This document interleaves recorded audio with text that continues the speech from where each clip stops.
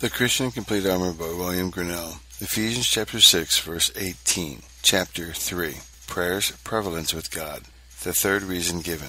The third reason why the Christian should join prayer to all other means is taken from the great prevalence prayer hath with God. He will do no great matter for a saint without prayer, and nothing is too great for him to do at his request.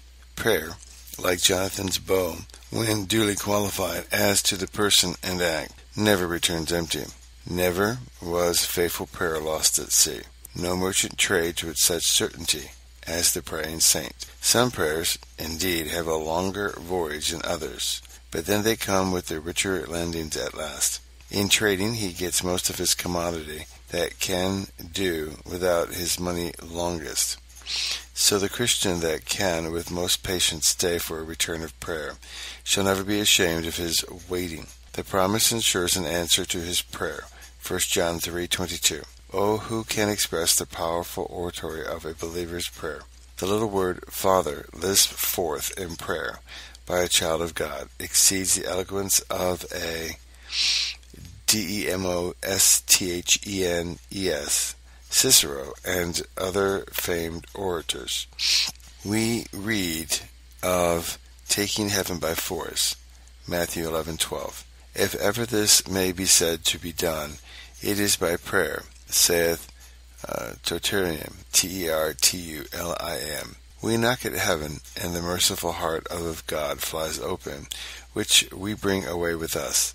The same speaks of Christians, how they went to prayer, as an army doth to besiege a town, and take it by storm, and then adds, this holy violence that we offer to God in prayer is very pleasing to him. Surely, if it were not, he would neither help the Christian in the work, nor reward him for it when done, whereas he doth both. He helped Jacob to overcome, Hosea 12:3. By his strength he had power with God, that is, not by his own, but the strength he had from God. And then he puts honor upon him the victory. Genesis 32:28.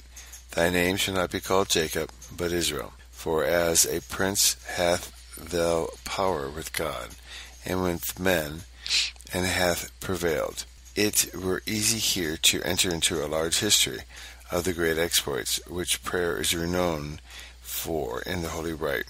James 5:17, Isaiah 37:15, Daniel 2:20, 2 Samuel 15:34, Esther 4:16, Acts 12:5, John 11:41, Jonah 2:2, Joshua 10:12 and 14, 2 Kings 20:11, Psalms 106 verse 23, Ezekiel 22:30. This is the key that hath opened and shut heaven. It has vanquished mighty armies and unlocked such secrets as past the skill of the devil himself to find out. It hath strangled desperate plots in the very womb wherein they were conceived, and made those engines of cruelty prepared against the saints recoil upon their inventors, so that they have inherited the gallows which they set up for others. At the knock of prayer, prison doors have opened, the grave have delivered up its dead, and the sea's leviathans, not able to digest his prey, have been made to vomit it up again. It hath stopped the sun's chariot in the heavens, yea, made it go back. And that which surpasses all, it had taken hold of the Almighty, went on his full march against the people, and put him to a merciful retreat. Indeed, by the power prayer hath, with God, it comes to prevail over all the rest. He that hath a key to God's heart cannot be shut out or stopped by the creature's door. Now prayer moves God and overcomes him, not by causing any change in the divine will, and making God to take up new thoughts of doing that for his people which he did not have intent. No, God is immutable, and what good he doth in time for his people, he purposed before time was. But prayer is said to do more than overcome God, because he then gives what from eternity he purposed to give before their praying to him. For when God decreed what he would do for his saints. He helped purpose they should pray for the same. I will yet for this be inquired of by the house of Israel, to do it for them. Ezekiel 36, verse 37. Prayer must be used in order to obtain the mercies God purposes and promises.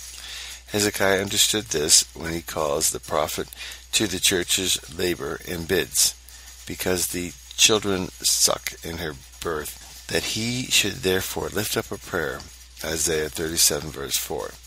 And when Daniel had found a full reckoning of the promise, how long it had to go, with the deliverance he promised for their return from captivity, perceiving it hath he therefore falls hard to prayer, knowing God's purpose to give, doth not discharge him from our duty to ask.